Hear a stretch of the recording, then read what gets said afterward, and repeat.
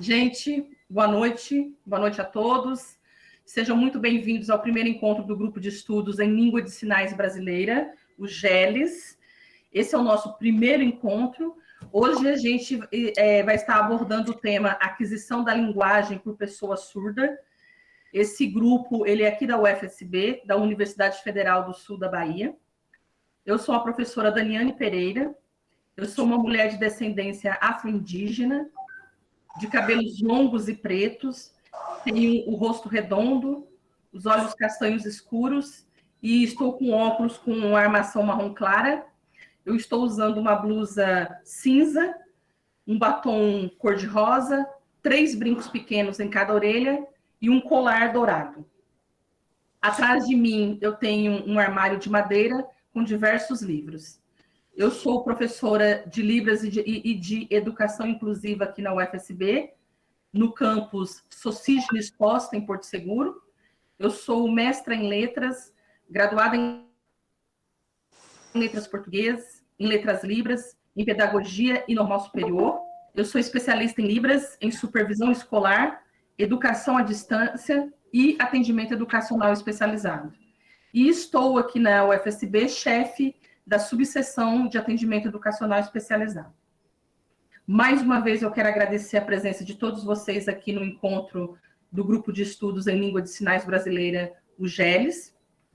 É através do GELES que a gente almeja congregar professores e acadêmicos da área de letras e educação, tradutores, intérpretes, pessoas surdas e não surdas e demais interessados em refletir e discutir sobre os aspectos que envolvem a língua de sinais, tais como aspectos linguísticos, contato de línguas, bilinguismo, aquisição de segunda língua, aquisição da língua de sinais brasileira, oralidade, escrita da língua de sinais, políticas linguísticas voltadas às pessoas surdas, tradução e interpretação, processo de ensino e aprendizagem como primeira língua e segunda língua, além de gerar orientações científicas e desenvolver ações de extensão, tais como apresentação de trabalhos em eventos, organização de seminários, desenvolver oficinas de capacitação a professores que ensinam a língua portuguesa como segunda língua para alunos surdos, cursos de Libras, cinema comentado, o Surdez em Foco, que já está até ocorrendo, a gente vai ter no dia 10 a terceira sessão, chá com Libras, ofertados a discentes, servidores e comunidade em geral, conforme a gente vai ter no artigo 14 do Decreto 5626. O artigo 14, ele fala que as instituições federais de ensino devem garantir obrigatoriamente às pessoas surdas acesso à comunicação, à informação e à educação. E em um dos seus incisos, ele vai falar que deve promover cursos de formação de professores para o ensino e uso da Libras, a tradução e interpretação de Libras e língua portuguesa, e o ensino da língua portuguesa como segunda língua para surdo. Lá no inciso 4 desse artigo, vai falar também que as instituições federais de ensino devem apoiar na comunidade escolar o uso e a difusão da Libras entre professores, alunos, funcionários, direção da escola e familiares, inclusive por meio de oferta de cursos. É desta forma que o Grupo de Estudos em Língua de Sinais Brasileira, o GELES, que hoje é o nosso primeiro encontro, tem pessoas que são do grupo e ainda não conseguiu gravar ainda a nossa sigla, mas de agora em diante ele deslancha, né? É através desse primeiro encontro que a gente oficializa o nosso grupo de estudos. Ele também atuará como um meio da gente promover o uso e a difusão da língua de sinais brasileira.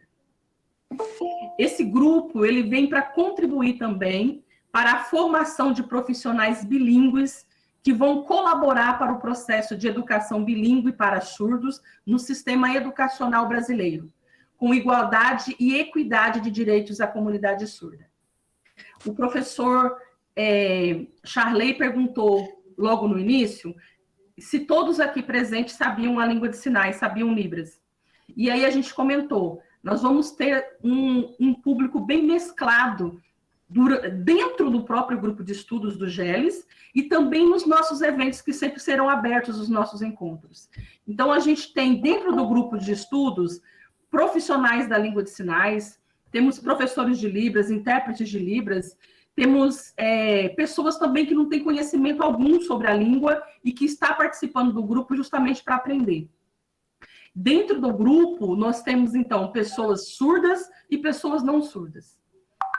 Eu agradeço desde já também a presença das tradutoras e intérpretes de Libras, língua portuguesa, Cristina Pereira de Paula, da Secretaria Municipal de Educação de Montes Claros, a Leni Aparecida Rabelo da Silva Mendes, da Unimontes, e Maria Leidiane Rodrigues Pereira Reis, da Unimontes também.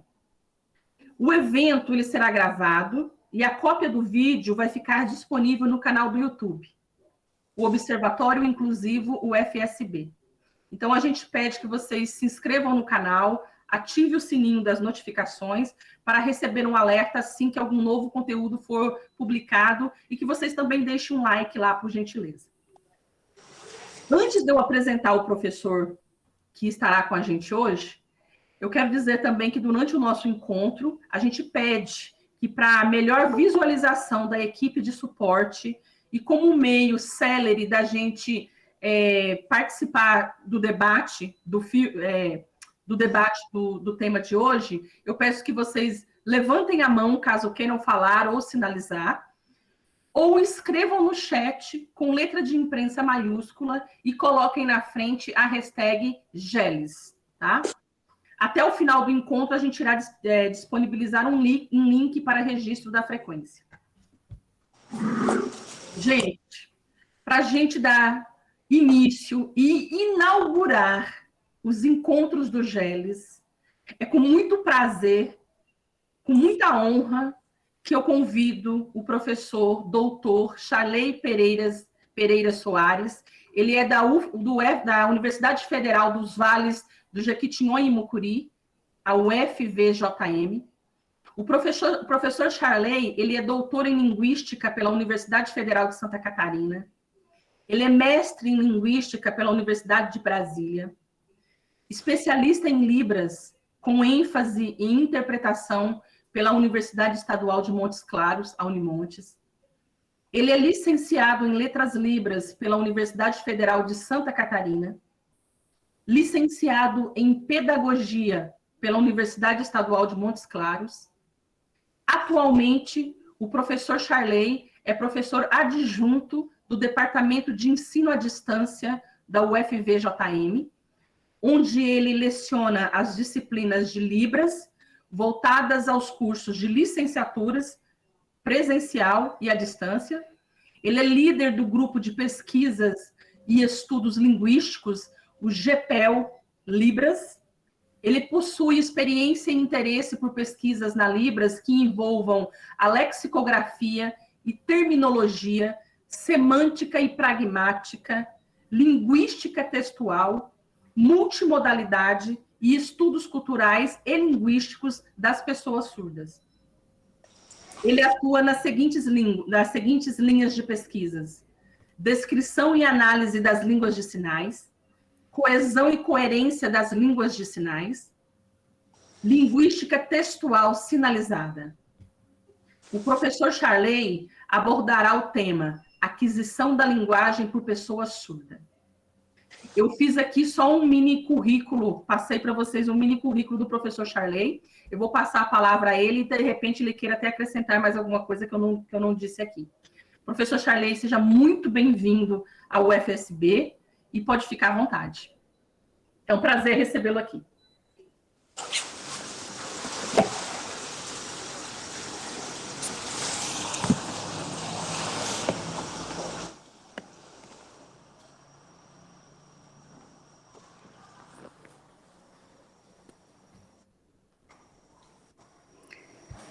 Boa noite a todos.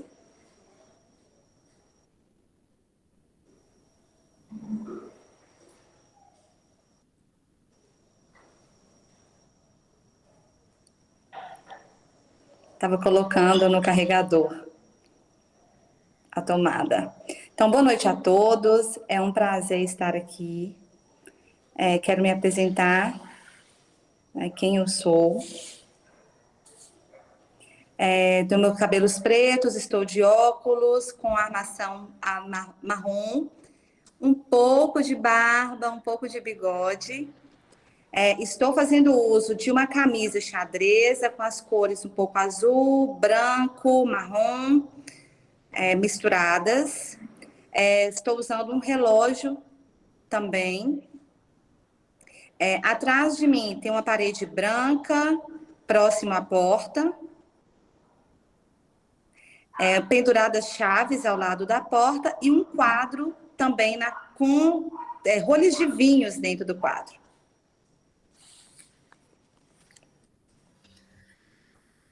Quero agradecer a todos vocês, ao grupo, à pessoa de Daniane, por ter me convidado para esse evento, também a Leide, por eu ter aceitado participar desse evento, desse grupo GELES, que é um grupo de pesquisa. Muito obrigada a vocês. Fico muito feliz de poder participar, porque são experiências, são novos conhecimentos em que nós vamos estar juntos com alunos, professores, estudiosos, e essa troca é muito importante. Fiquem à vontade para me fazer perguntas. A palestra, não quero fazer muito longa. Caso tenham dúvidas, levantem a mão. Eu quero mais fazer como uma troca mesmo.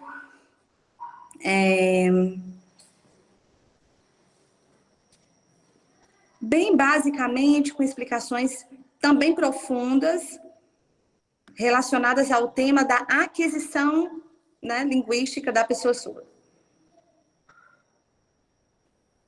Então, como eu pensei, né, esse grupo de ouvintes, como é que é essa aquisição dos ouvintes? E aqui nós temos as crianças surdas. Como é o desenvolvimento delas? É igual ou não? Então, há alguma diferença nesses grupos? Então, nós começamos a perceber que nesse grupo de ouvintes, as relações elas se dão com mais facilidade e esse desenvolvimento também.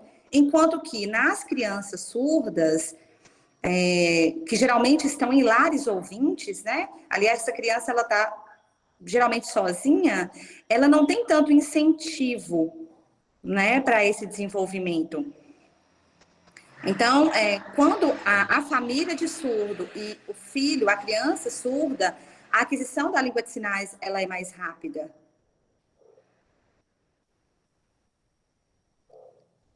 Primeiro eu quero mostrar para vocês um material. É um mapa conceitual, né? Nós traremos alguns conceitos. Eu quero mostrar aqui para que vocês vejam, ok? Como eu vou fazer essa amostragem?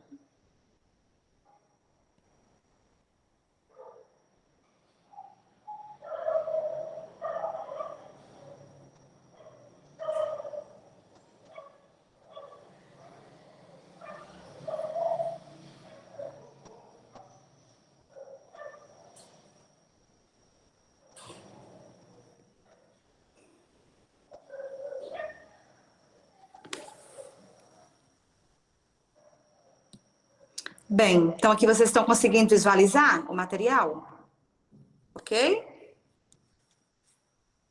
Certo.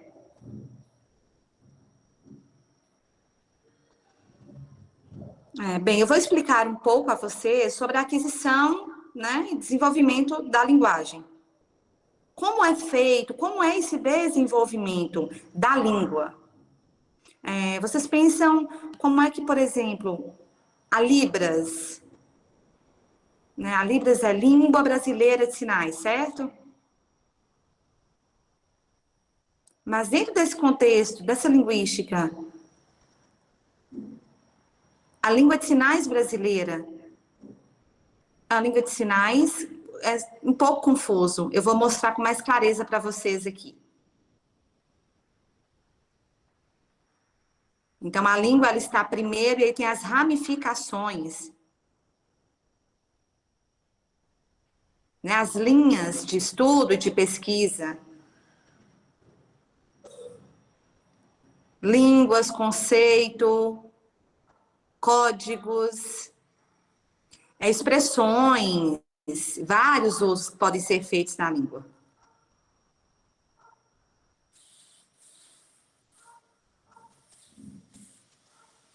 Então, essa aquisição linguística, como é que ela é feita em língua de sinais? A estrutura linguística, né? Como são essas combinações, essas concordâncias?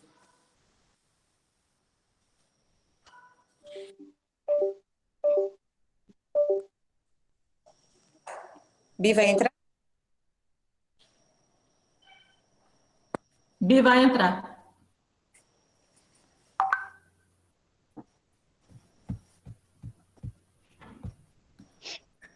Tô pronta.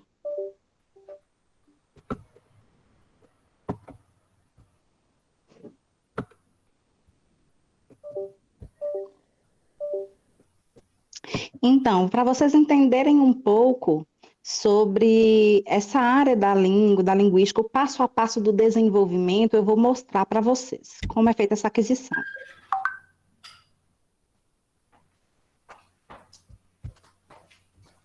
Então, o que é necessário para que a principal que aconteça a comunicação, né? O desenvolvimento passo a passo da linguística, né? Então, esse desenvolvimento da linguagem, da linguística, é necessário saber o quê? Como, né, vai crescer esse desenvolvimento? Durante o crescimento, tem o contato social, né, onde acontece esse ensino da língua. Então, nós podemos pensar da seguinte forma: dentro de casa, no contato familiar, como é esse desenvolvimento linguístico? Ele vai fazer essa aquisição ou na escola? Dentro da escola, ele vai interagir para ter essa aquisição durante o contato, né? Então, é no convívio social. Para vocês terem ideia, a linguística, né, a língua, o ouvinte, ele faz uma aquisição de uma forma muito mais fácil, porque ele vai estar ali o tempo inteiro interagindo com os demais. Então, a aquisição, ela acontece com o convívio social, entre os amigos, né? As informações, elas chegam de maneira rápida na sociedade. Então, essa criança, ela vai tendo a aquisição de acordo com o contato com o mundo, né? Então, a aquisição, ela acontece de forma natural, gradual, né? Então, e a criança, ela vai fazendo o quê? A criança que ela é surda, ela sofre um atraso porque ela tem uma dificuldade, uma quebra nessa comunicação. A percepção dela na sociedade, né, ela não encontra o seu par linguístico geralmente com facilidade para ter esse contato social que o ouvinte tem. Então, na escola, ele utiliza a Libras, o surdo, né? Nem sempre tem. Então, é por isso que existe esse atraso na aprendizagem da língua, né? Então, não existe uma igualdade nesse desenvolvimento linguístico aí. Então, é necessário que nós pensamos o quê? Nós conheçamos esse surdo, o histórico de vida dele, para saber como foi feita a aquisição, se se ele tem um conhecimento prévio, né, da língua de sinais, como que ele fez a aquisição, né, dessa língua. Também, se ele conhece o conhecimento de mundo que ele tem para contextualizar e o incentivo que ele tem à leitura também, para a aquisição da língua e da linguagem. Então, querendo ou não, existe esse atraso com relação ao ouvinte. Então, podemos perceber o quê? Que dentro da sociedade existe essa diferença.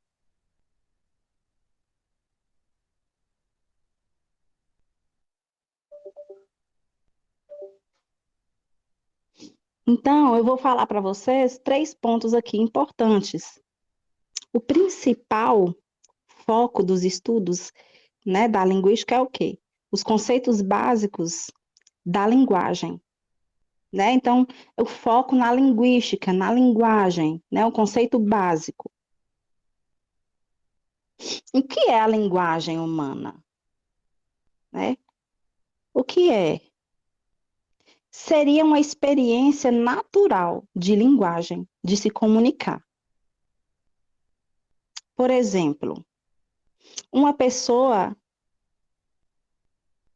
ela é inserida numa sociedade ouvinte e quando ela não usa a língua de sinais, né, o surdo, ele vai perceber o mundo através do visual. Então, naturalmente, ele vai começar a prática utilizando suas mãos, né? Os sinais, eles vão surgindo através do visual, que é natural. Então, a natureza animal é diferente das experimentações humanas, né? Da prática humana. Por quê? Porque não tem o raciocínio, né? É diferente, ele não consegue, o animal, raciocinar como nós, humanos. Então, a linguagem é diferente, a nossa linguagem é uma linguagem racional, né? Por exemplo, o cão, ele quer ir passear, ele não sabe falar que quer ir passear. Já o humano, ele é diferente, ele tem raciocínio, ele entende contextos, né? Ele cria hipóteses, ele tem as emoções. O contato, né, comunicacional com a sociedade também.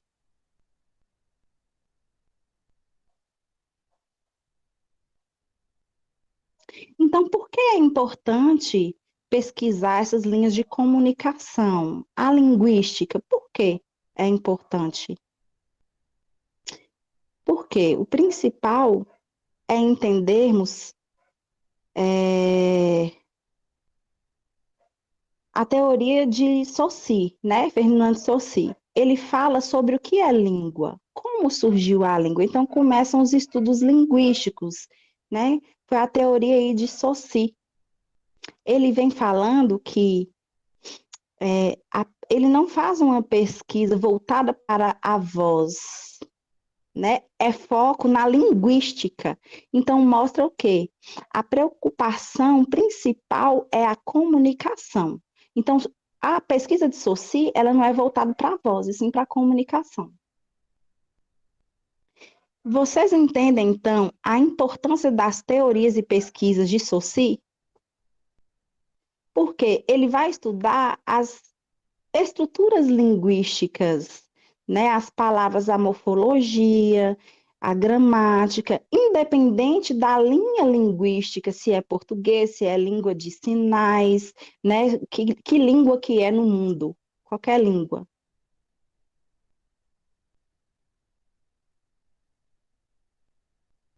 Então vão surgindo novas referências, né? Sobre linguagem.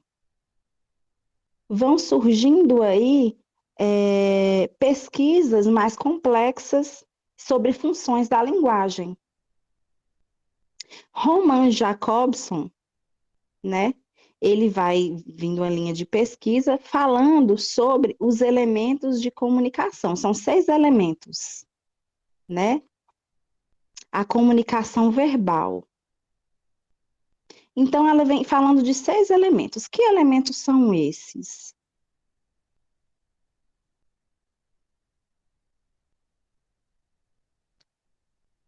A emotiva, a poética,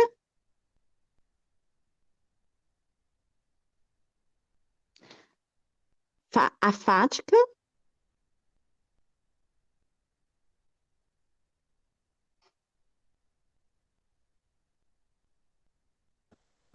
Metalinguística?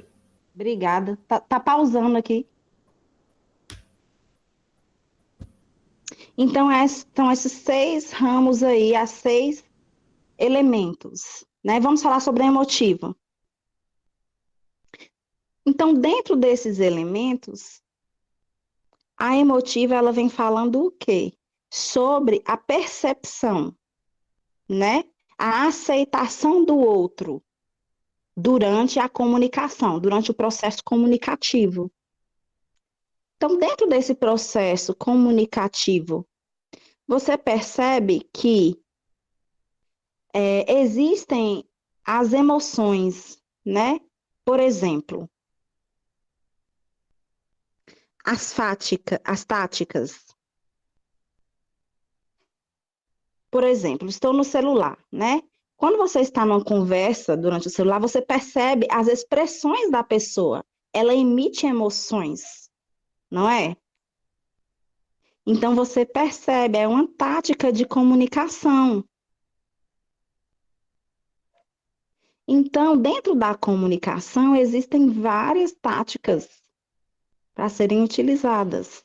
E é importante que nós tenhamos essa responsabilidade linguística de unir esses 6 elementos na comunicação, no momento comunicacional.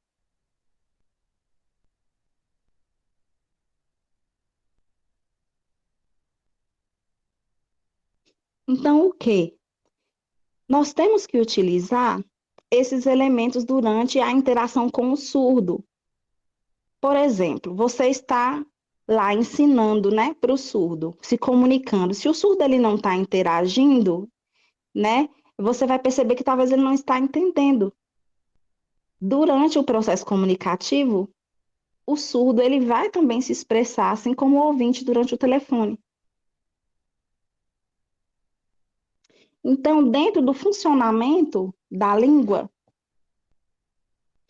nós podemos perceber o quê? Durante o processo ali de conversação, esses elementos eles estão ligados à expressão, à tática, à forma como o outro recebe e reage ao que está sendo falado. Então, é importante, durante a língua, que nós saibamos os sinais, por exemplo. O que é que esse sinal ele causa dentro do contexto, né? A questão de coerência e coesão, né? Para usarmos como estratégia comunicativa. Então, durante, por exemplo, uma palestra, o que impacto eu vou causar, né? Que vivência essas pessoas têm? Por exemplo, a pessoa tem acesso ao jornal, à comunicação televisiva, né? E diversos meios de comunicação, às vezes a pessoa não tem, falta as informações, né? Então, o convívio social deixa a desejar na comunicação.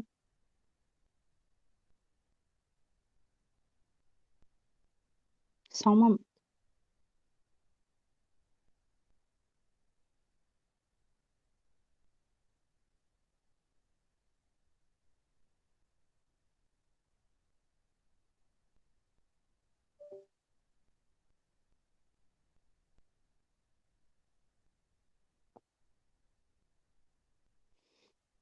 Então, nós vamos conhecer então as bases teóricas, né, da linguagem, da linguística. Então, nós vamos pensar o quê? O primeiro teórico foi Saussure? Não. Ele foi pensar na sociedade, na questão da escrita da língua, né? E ele não se preocupou apenas com a questão da escrita, ele pensou no pensamento, no raciocínio, né? Como as crianças elas se desenvolviam, né? Para poder embasar essas teorias aí da comunicação, da língua, da linguagem.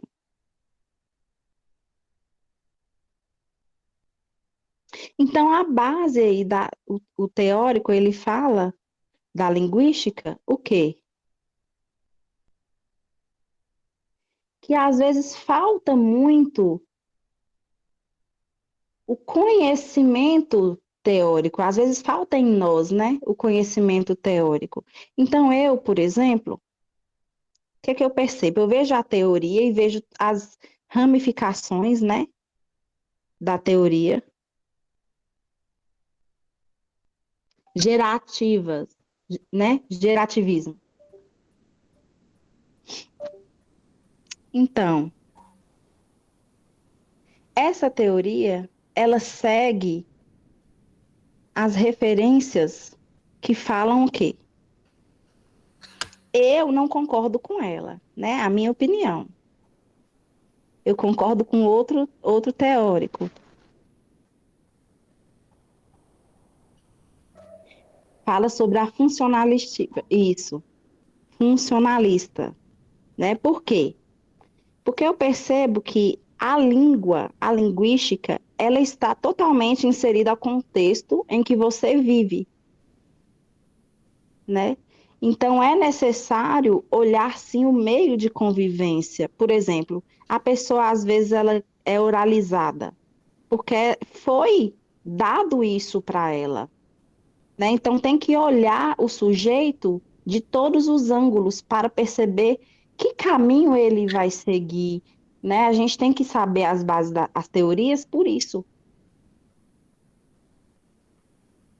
Bia, Vai entrar outra? vai. Leite.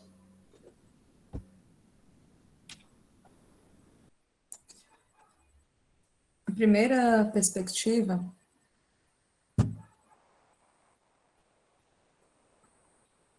é a abordagem empirista, que ela tem a ver com as experiências, né? Com o ato de praticar de cada um. E aí, Skinner, ele, em suas pesquisas, ele mostra os avanços linguísticos, né? As contribuições da linguística. E ela está ligada a duas ramificações. A primeira é o conexionismo e a segunda é o behaviorismo. O que é o significado de cada uma delas? Elas são as experiências avaliativas, né? Como é avaliada o processo de aprendizagem dessa criança? Quando essa criança ela fala uma palavra, quando ela aprende a falar, a questão da cópia, né? Quando ela aprende a copiar, como ela vai absorvendo essas palavras. Não é o processo de interação, não tem interação, é apenas o processo de copiar, é aquele treino. Essa experiência avaliadora, ela se dá dessa forma. Um exemplo de crianças surdas. A gente ensina para elas a palavra boi, cachorro, coelho, cavalo, perdão, e vai ensinando todos esses sinais, né? Então você vai propiciar ela esses treinos desses aí. É igual quando você. Todas as crianças surdas, elas não têm esse desenvolvimento igualitário. E isso aí se dá dessa forma. Como que é a visão da linguística?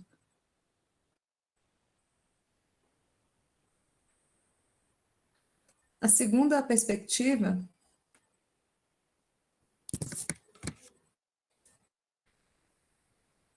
é a racionalista, abordagens racionalistas. E qual é a sua área de pesquisa? Chomsky,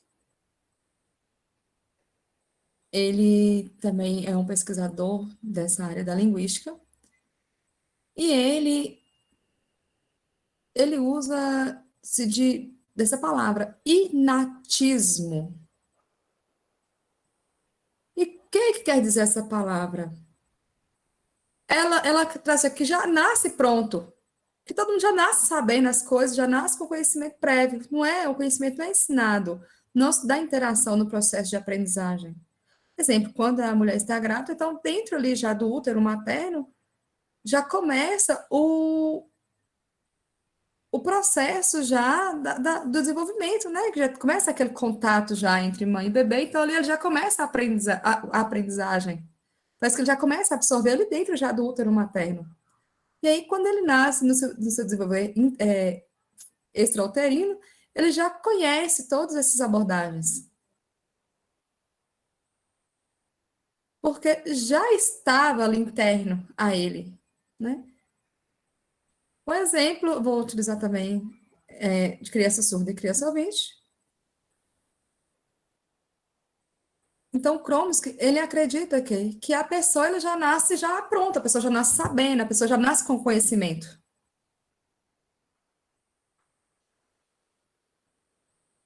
A terceira perspectiva, ela tem o quê? A abordagem cognitiva. E aí, o pesquisador dessa área, é o Piaget. E ele pesquisa bastante essa área da linguística, né? Ele tem uns estudos bastante avançados sobre essas áreas, e eu vou trazer para vocês o conceito que ele nos apresenta. Um desses conceitos é o cognitivismo, que é a área de formação de Piaget é a psicologia, né? Então, ele traz esse conceito de cognitivismo. Como que é essa abordagem que no desenvolver, ele tem o conhecimento ampliado no desenvolver. Principalmente o quê? Em suas brincadeiras. Na forma de brincar, na forma de perguntar, na forma de interagir. Exemplo, quando brinca com a boneca, ela tem esse conceito de aprendizagem nessas brincadeiras. Então, as crianças, elas brincam de várias formas e elas aprendem também dessas formas.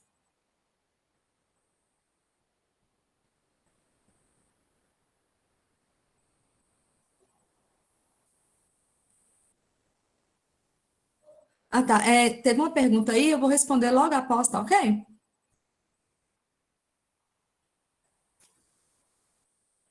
Então, como as crianças, a brincadeira das crianças, elas têm fundamental importância na aquisição da linguagem, no seu desenvolvimento dessa linguagem.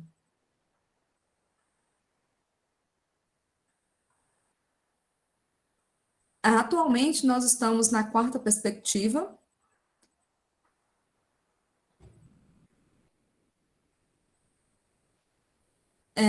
Tem Piaget e também temos Vygotsky. Vygotsky, ele também é da área da psicologia, né? A sua área de formação é psicologia, e ele traz contribuições e ajudas na área da linguística, no desenvolvimento da área da linguística. Ele traz como abordagem a mediação entre sujeitos e também sociedade. Como há essa interação, como acontece essa interação entre sujeito e sociedade? Não é questão de pergunte um, pergunte o outro, não. É questão sobre o entendimento, quando eu pergunto, quando eu respondo, quando há essa mediação de conflitos de ideias. Não é a questão do ensinar na avaliação. Não é que as coisas já estão prontas. É você perguntar, olha, você entendeu? Vem cá que eu vou te explicar, e assim, você criar um interesse naquelas pessoas para que ela tenha o interesse e assim haja a colaboração do aprendizado.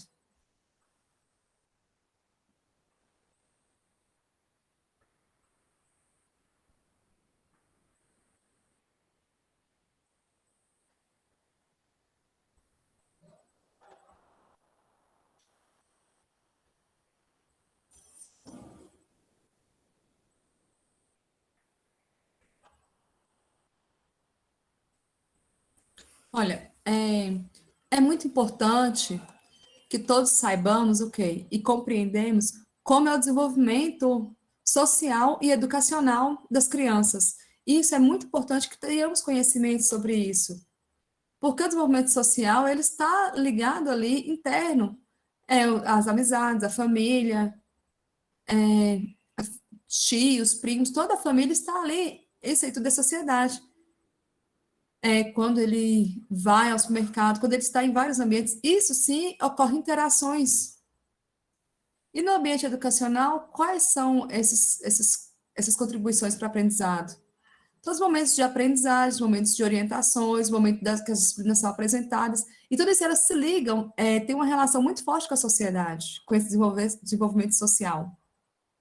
Questão da criança saber administrar a questão do dinheiro, ela aprende no social. Porém, aqui na escola, ela também tem esse aprendizado, e esse aprendizado que tem na escola, ela consegue levar para o social e ter suas contribuições. Então, essas duas áreas são importantes e têm suas relações claras ligadas.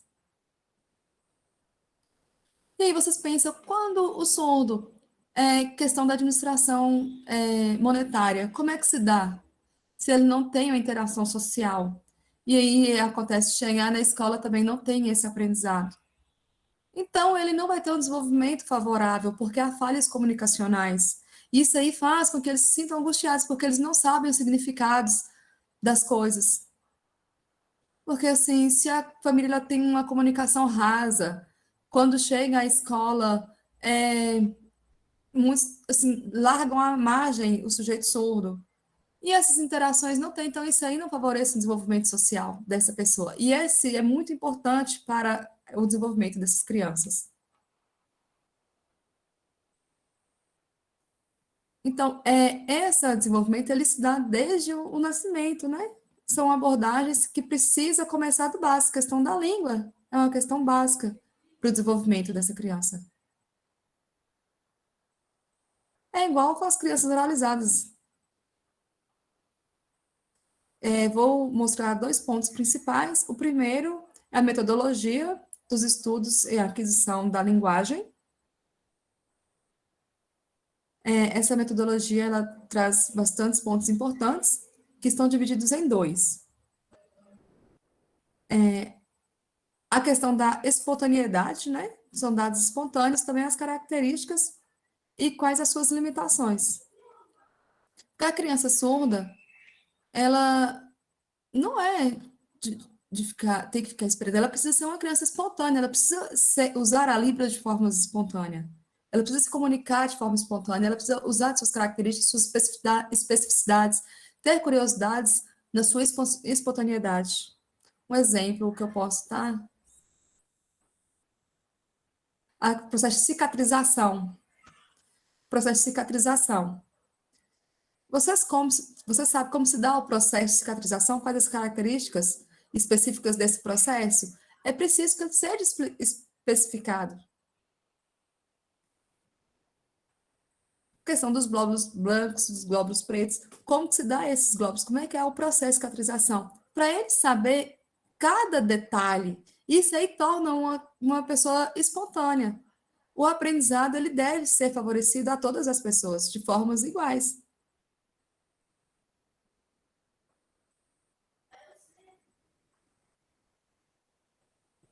O segundo ponto é os dados experimentais. Questão de tarefa de produção. Exemplo, quando vocês assistem um vídeo, né? Assistiu todo um filme. E aí, ao final,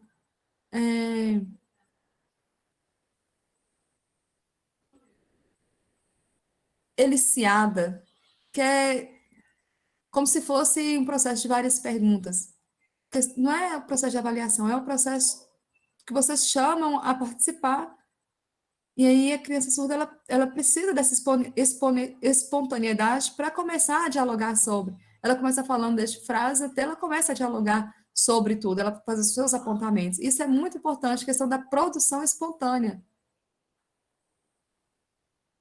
O segundo ponto é como que acontece o entendimento, como que ele consegue perceber tudo ao redor, como ele consegue ter a segurança da língua para ele entender, para que ocorra de forma natural, de forma espontânea. Isso é importante porque ele está ligado à questão da metodologia. E a questão social e a questão educacional, as duas têm uma forte relação e as duas precisam ser incentivadas, e essa produção deve acontecer de forma espontânea.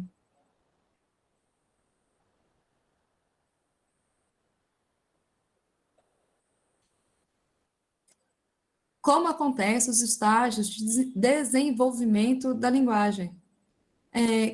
Qual idade? Por exemplo, de 0 a 5 anos, como que se dá esse processo? De 0 até de 5 a outra idade, como se acontecem esses avanços da linguagem? Então, a criança ela tem o seu desenvolvimento também.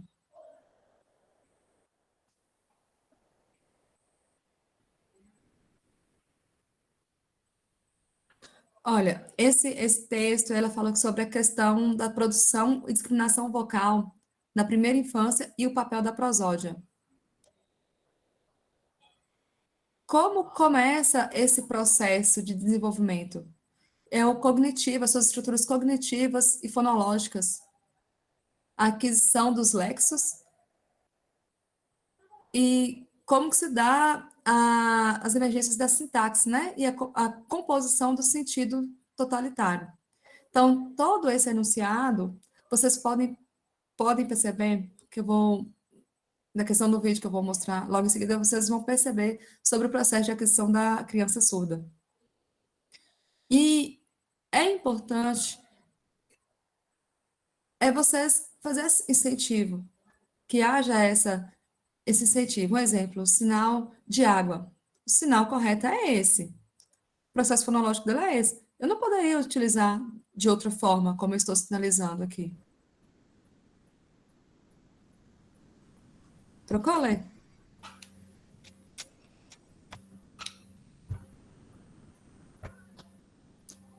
Então, os sinais, às vezes eles são diferentes. Os sinais, na língua de sinais também tem os significados diferentes. Às vezes começa fazendo a adaptação, movimento, arqueia das sobrancelhas. E o surdo percebe isso. Ele percebe, às vezes ele pensa assim, a língua de sinais está errado, mas depois ele percebe que é o processo fonológico, que aí ele começa a perceber esse processo fonológico dentro da estrutura da língua de sinais. E o vocabulário também, ele começa essa aquisição do vocabulário. Imagina, por exemplo, se é verdade ou não. É a criança surda. A criança surda vai, né, fazer o processo de oralização, vai na fono. Aí a palavra janela, janela. Aí fala para ela, janela. Aí parece que ela entendeu o significado de pássaro. Por quê? Porque a voz, ela não consegue compreender essa voz. Às vezes ela pensa, começa com J, mas aí a mamãe fala, olha, ela vê e ela, assim, ela não consegue, precisa ensinar corretamente os sinais. Porque, às vezes, dentro de casa, a mãe, ela coloca, né, as palavras, né, na janela, na parede, os nomes, etiqueta tudo em português. Aí a criança consegue essa aquisição, isso é importante etiquetar todos, né, os objetos da casa. E depois começa ensinando as frases. Primeiro, né, as palavras e depois as frases. Primeiro ensina, por exemplo, sinal de água. Aí a criança vai espontaneamente, pelo contexto, ela também consegue compreender o significado da palavra.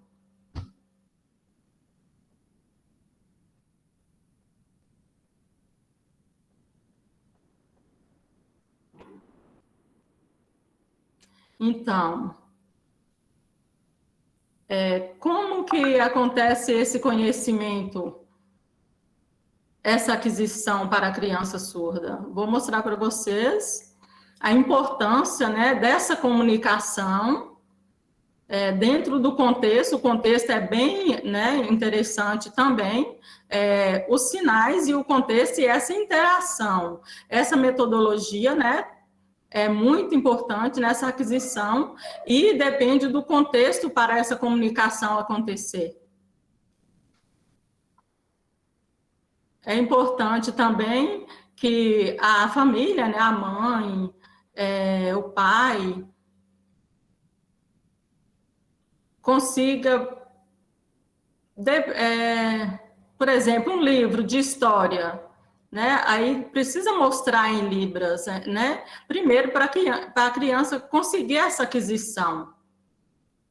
Aí a criança depois ela vai pelo contexto e consegue. Às vezes a criança não entende e pergunta a opinião da mãe, a mãe, né, explica para ela em língua de sinais, aí depois ela consegue contextualizar, né, e perceber o que está correto e o que não está correto, essa interação com a família, com a mãe, desde o nascimento da criança, né, muito interessante. Por exemplo, na televisão também, quando está assistindo alguma coisa na TV, é interessante, né, acompanhar, e a legenda, né, às vezes, quando tem a legenda ou a sinalização, a criança olha, né, o que está acontecendo e depois olha a legenda ou a sinalização, para acompanhar também. Input, né? É interessante também esse processo do input, que a criança ela consegue dar um feedback através dessa aquisição de linguagem.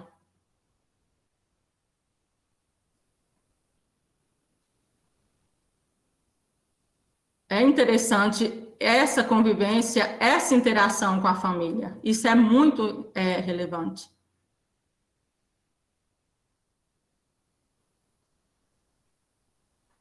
Lembra que eu falei que eu ia explicar essa questão da linguística? Então, aqueles 6 pontos bem interessante. Então, a aquisição da linguagem,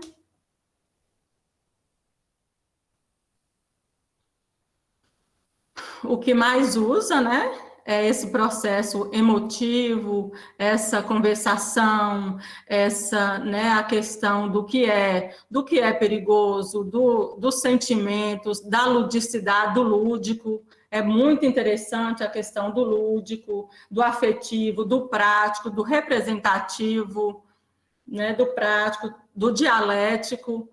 Essa questão é bem interessante também na conversação.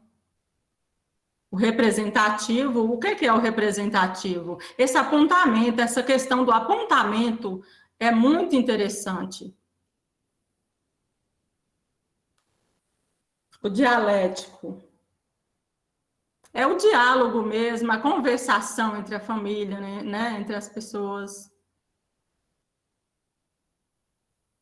Dentro da sociedade, como que usa, né, essa questão do diálogo? Igual a criança, a interação entre as crianças, às vezes entre o adulto, também é importante essa interação da criança com o adulto, da criança surda, ver o adulto, né? E assim, o adulto surdo também, né? Conhecer pessoas maiores para conseguir esse processo de aquisição. No filme, por exemplo, Seu Nome é John. Nesse filme, vocês conhecem esse filme? Ele é bem interessante. Então, acontece essa interação no filme. A criança, ela conhece uma pessoa, um adulto, né, e consegue adquirir essa linguagem. Eu também trabalhei numa escola, no passado, numa escola municipal, e eu era professor, e lá tinha uma criança, e eles espelhavam em mim. Eles conseguiam essa aquisição da linguagem bem mais fácil, porque eu era surdo também, então, assim, acontecia essa troca, eles se espelhavam em mim porque eu era surdo, era a mesma cultura, a mesma, né? Eu dava essa oportunidade para eles, essa base linguística, eles aprendiam com mais facilidade, isso é muito importante.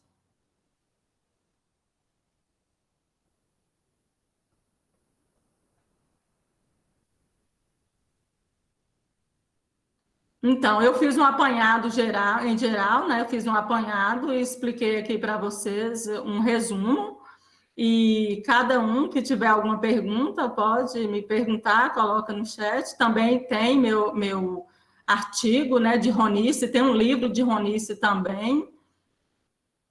E tem um livro de Lodeni Carnop.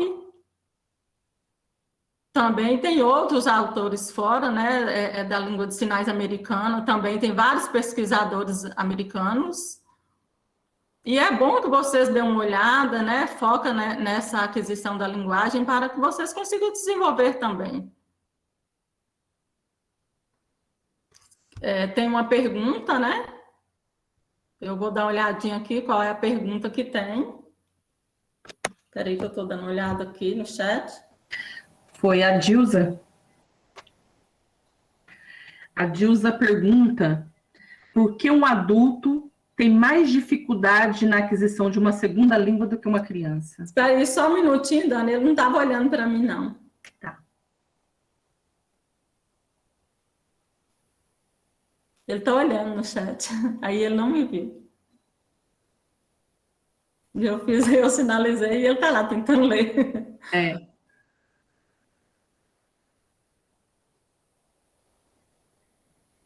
Então, eu entendi a pergunta da Dilza, ela me perguntou, né? A Dilsa. Por que essa dificuldade, né, na segunda língua? Por que essa dificuldade da criança? Então, foi uma ótima pergunta, Dilsa. Boa pergunta. Então, aguarda só um minuto. Então, de verdade, antes, em 2002, mais ou menos, para cá, antes de 2002, né, anterior a 2002, as crianças eram oralizadas, acontecia essa oralização, né, era a comunicação total. E aí, depois de 2002 para cá, aí surgiu, né, a lei 10.000, né, de Libras, e foi só isso? Não. Antes, as crianças surdas, os surdos em geral, sofriam muito, né? Era muito difícil aprender, porque as escolas não tinham essa qualidade no ensino. Faltava, né, a pedagogia bilíngue, não tinha ainda. Então, as crianças não sabiam, a família também não tinha informação, né? Faltava essa informação para a família. E eles se preocupavam muito, com a oralização, na verdade. Eles se preocupavam com isso. Então, o foco deles era oralizar as crianças. Aí, de 2002, aí começou um movimento, né, a favor, né, dessa legislação. E aí, as crianças surdas, eles tiveram essa sorte, né, de começar a contratação de intérpretes nas escolas.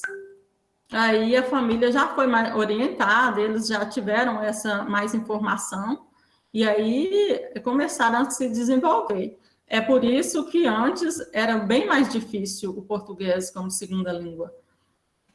Eu tenho uma experiência do antes e o depois, né? Eu sei como era essa educação, eu sei dessa dificuldade do português como segunda língua, e essa aquisição era muito difícil. A criança aprendia de forma tardia. Em 2019, também ainda tinha essa aquisição tardia. A família, eles não incentivavam as crianças.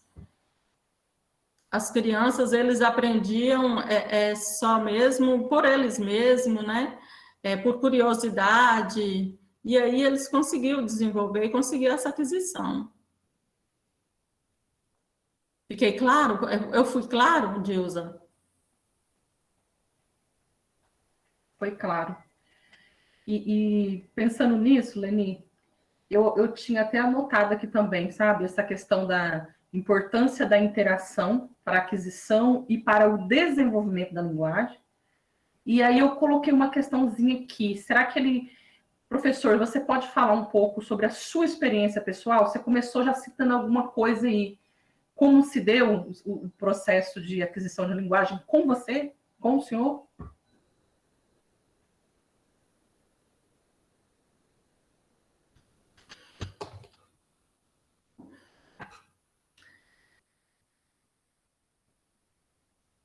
Então, aqui em Montes Claros foi bem difícil para mim, também as escolas não eram de qualidade na época, né? Os surdos, eles não conseguiam. Aí tinha a FENES, não tinha também, a gente não tinha esse contato com a FENES, e era escola especial, tinha uma escola especial, né? Aí, mas eram tudo misturado, né? Várias deficiências, e tinha uma sala própria que era só surdos, né? E dentro dessa sala não usava bem a língua de sinais, era gestos, e aí a gente interagia através de gestos. Aí tinha um surdo, Lucas, ele era surdo, e ele era de BH e ele mudou para Montes Claros. E com ele eu consegui aprender muito, eu aprendi muitos sinais com ele. Então, assim, a gente interagia, houve essa interação entre nós, né, e o Lucas, que já sabia a língua de sinais, a gente perguntava, o que é isso? Aí a gente tinha aquela curiosidade de interagir, e assim a gente conseguiu. Foi uma aprendizagem tardia. Eu tinha mais ou menos 12 anos, e aí eu aprendi a língua de sinais assim. E também o vocabulário, não tinha aquele vocabulário perfeito, não tinha. Mais ou menos em BH, tinha o curso, né, de instrutor de Libras, aí lá também era só para gente. Aí eu fui convidado para ir, mas eu pensava assim, que eu era bem inferior, que eu não sabia Libras, eu tinha aquele medo, aquele receio de ir a participar do curso. Aí me aconselharam, é bom, vá para você poder conseguir, né, fazer o curso e tal. E lá eu fui e comecei a se interagir, e lá eu consegui essa aquisição muito rápido. Aí eu consegui adquirir essa linguagem. E o português como segunda língua, como que foi? Foi fácil? Não, de verdade não foi fácil. Mais ou menos uma idade de 25 anos, eu já sabia, já tinha um vocabulário básico, né? Eu tinha uma base. Aí depois, com 25 anos, que eu tive, né, interagir com um professor ouvinte. E aí a gente teve essa troca, né? Eu via que meu português era todo embaralhado, não era um português bom. Eu percebi, né, que precisava melhorar muito. E aí ele me explicou detalhadamente, né, como era a estrutura do português, e eu fiquei assim, nossa. Eu falei, nossa, mas que meu português é muito ruim, eu preciso melhorar. E assim eu consegui, né? Com muito trabalho eu consegui. Então, às vezes no meu trabalho com crianças surdas, eu vejo que o português, né, falta alguma coisa. Eu fico muito satisfeito, né? Porque eu consegui ter um português melhor. Obrigada, professor. A gente vai encaminhando para o final, infelizmente, porque está tão bom, mas a Dilza ainda colocou ali se essa questão que ele coloca na dificuldade de uma pessoa... se a pergunta de Dilza, quando ela fala naquela questão da aquisição da linguagem, ela coloca se esse é o período crítico no adulto. E aí, de repente, pode ser junto, sabe? A Simone pergunta para ele sobre por que colocar os nomes nos objetos, quando ele fala anteriormente aquela questão da aquisição do português para o surdo, e ele coloca aquela importância de colocar o nome nos objetos. E aí depois eu passo a fala para a Hannah.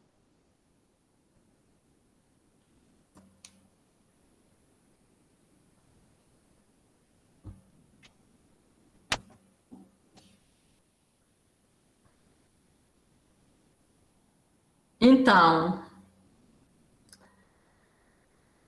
a criança, ela não tem conceito. Às vezes, ela vê, né, ela não sabe o significado das coisas. Em casa, quando a mãe incentiva, a criança vê que é difícil, mas ela consegue... ela começa a ver as palavras, né? Ela começa a ver as palavras, por exemplo, a palavra árvore, o desenho da árvore e a palavra, né? Árvore. Aí ela consegue compreender o significado. Aí depois ela vê e fala, ah, tá. Aí assim ela consegue adquirir a segunda língua dela. E é uma relação entre a primeira e a segunda língua, elas se relacionam. Aí a criança vai descobrindo, e a estrutura, que a estrutura também é diferente. Por exemplo, é importante dar essa base para a criança da segunda língua já, que é o português. A criança aprendeu o português, isso é junto com a língua de sinais, isso é muito interessante.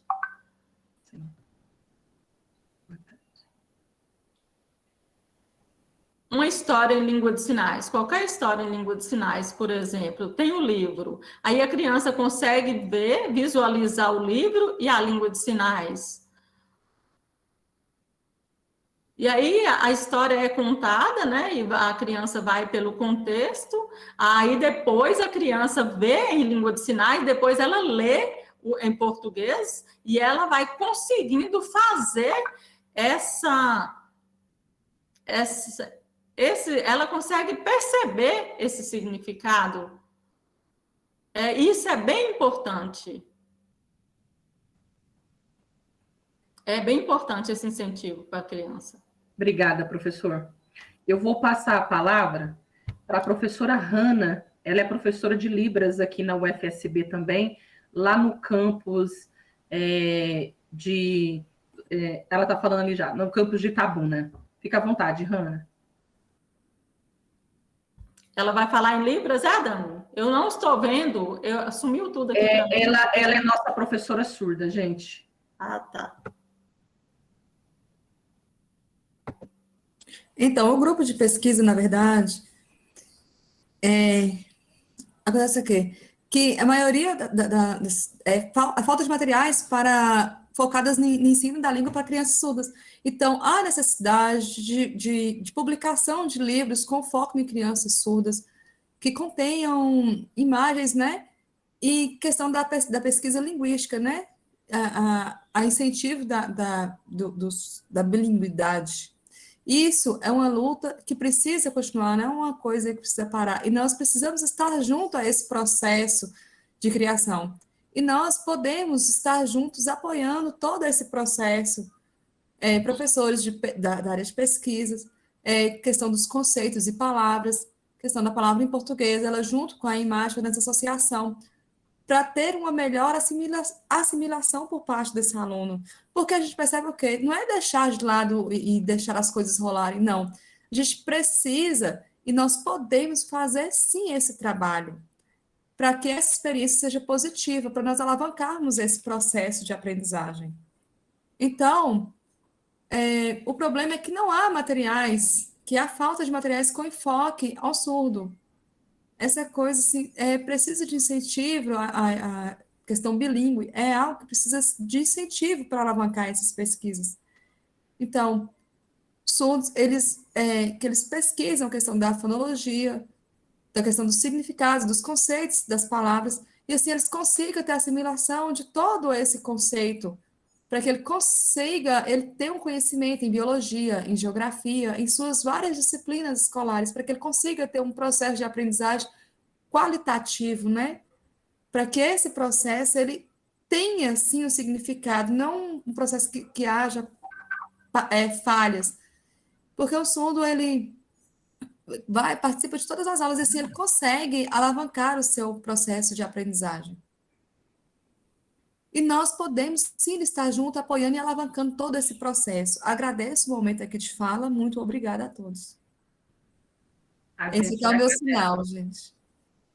A gente que agradece, Hanna.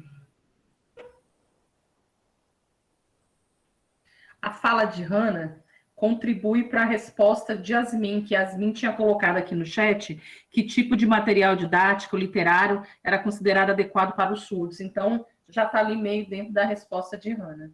Obrigada, Hanna. Professor Charley, a gente está indo para o nosso final. Antes de eu agradecer, eu queria colocar se o senhor quer dizer mais alguma coisa, colocar mais alguma coisa. Eu quero sim, professora Daniane, fazer uma contribuição à fala da professora Hanna. Sim, professora, concordo plenamente com o exposto nesse momento. Há poucas pesquisas na área da linguística com foco em crianças surdas, porque essas, sim, elas têm um processo de sofrimento pelo fato de falta de produções materiais, falta de brincadeiras, falta de foco nesse grupo, coisas que poderiam estar ajudando a família no desenvolvimento dessa criança, porque muitas vezes a família ela não tem conhecimento de como ela pode ajudar essa criança a se desenvolver. Então, assim, essa questão é a questão de políticas públicas, né? Que precisaria, sim, de incentivos, sim, públicos nessa área. E eu penso que, primeiro, nós precisamos criar embasamentos linguísticos na Libras para favorecer todo esse processo de criação desses materiais, que assim a gente conseguiria verbas, valores para poder sustentar essas pesquisas. Porque sem essas verbas para pesquisa, esses fomentos para as pesquisas, para a produção desses materiais linguísticos, não tem como. Porém, quando a gente tem esses incentivos, isso aí ajudaria bastante todo esse processo, né, da criação desses materiais didáticos. Mas, assim, infelizmente, o foco principal é a questão da verba, né, que é muito difícil de conseguir. Então, tem essas falhas. Sim. Em outros países, nos Estados Unidos, eu percebi o quê? As pesquisas com foco de crianças surdas, elas são bem avançadas, questão das brincadeiras, da questão até da tradução da língua para a língua de sinais americanas, elas estão bem avançadas. E aqui eu percebo, sim, essa falha. Olha, um exemplo. A família que sabe, consegue sinalizar em língua de sinais. Porém, ela cria essas estratégias para o desenvolvimento dessa criança surda. Então, ela cria várias estratégias. Então, é preciso, sim, que aqui no Brasil haja mais grupos de pesquisas e que esses grupos eles tenham o foco, questão da linguística, para criar vários materiais para o aprendizado dessas crianças surdas, né? Porém, nós precisamos de fomentos fiscais por parte do governo. Sim, professora. Obrigada.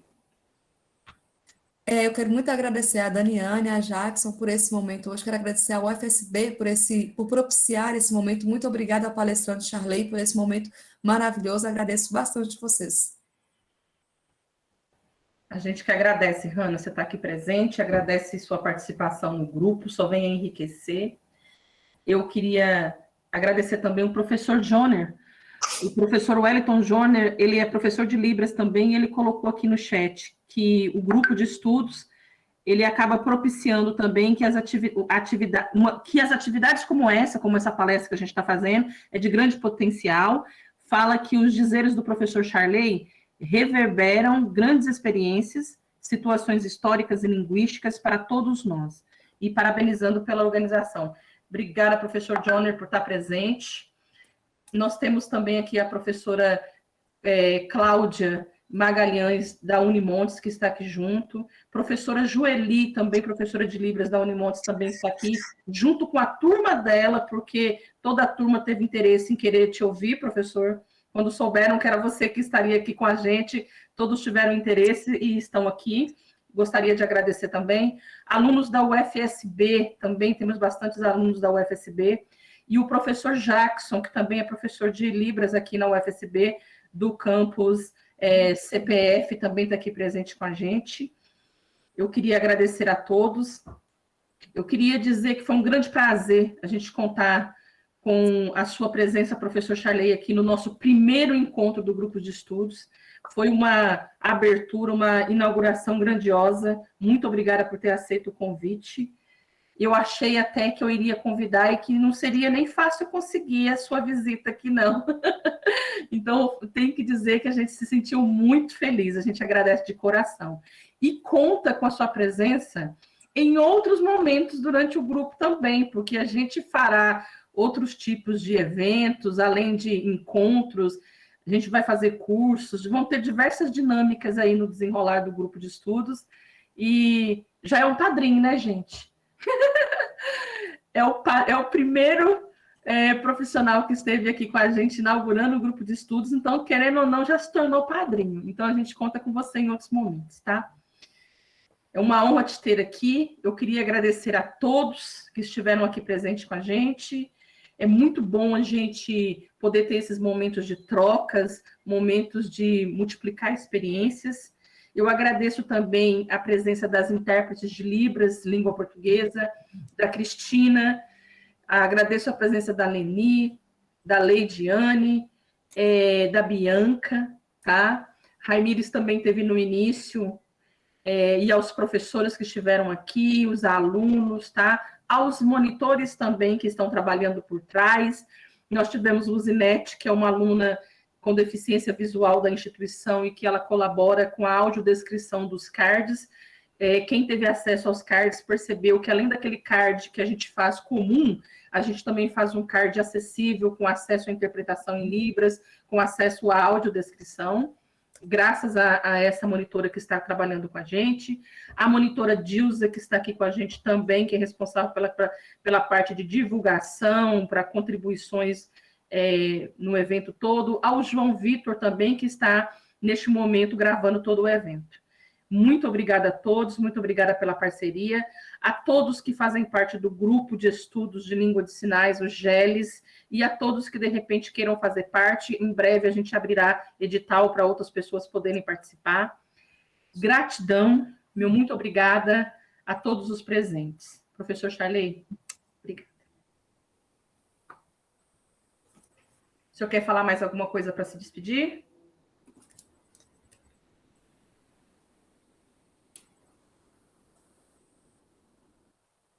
Olha, tenho muito que agradecer esse momento aqui pelo convite ao grupo de estudos. Agradeço a cada um imensamente. Estou muito contente com a minha participação hoje. Muito obrigada, professora.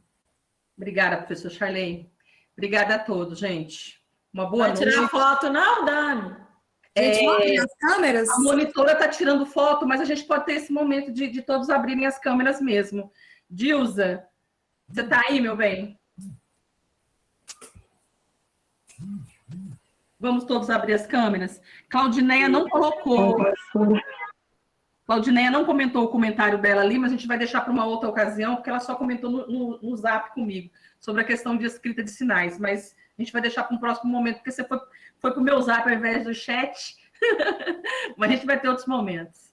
Ei, Johnny, aparece aí mesmo. Cadê? Jackson está aí também. Hanna, abre a câmera.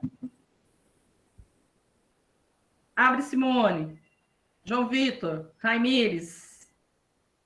Cadê Aí, Raimires? Cadê Cristina? Cadê Cris? Bianca? Vamos abrir, gente. Aí, Dilza, deixa o layout bem daquele grandinho que dá para pegar a maioria das pessoas. Manda lá no grupo. Viu, Conseguiu? Eu não sou boa para tirar foto, não. Quem é bom é Jackson, Dilza. Raimires também é boa para isso. Vai lá, Jackson. Daniela é tragédia.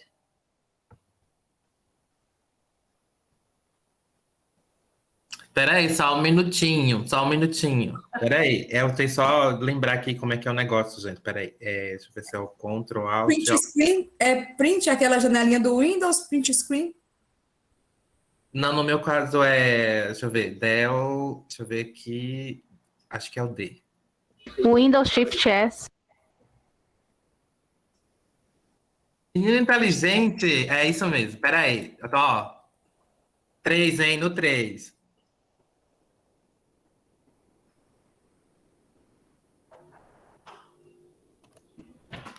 Deu? Calma aí, que eu vou postar lá no grupo, se foi. Obrigada, gente, boa noite. Boa noite, obrigada, tchau.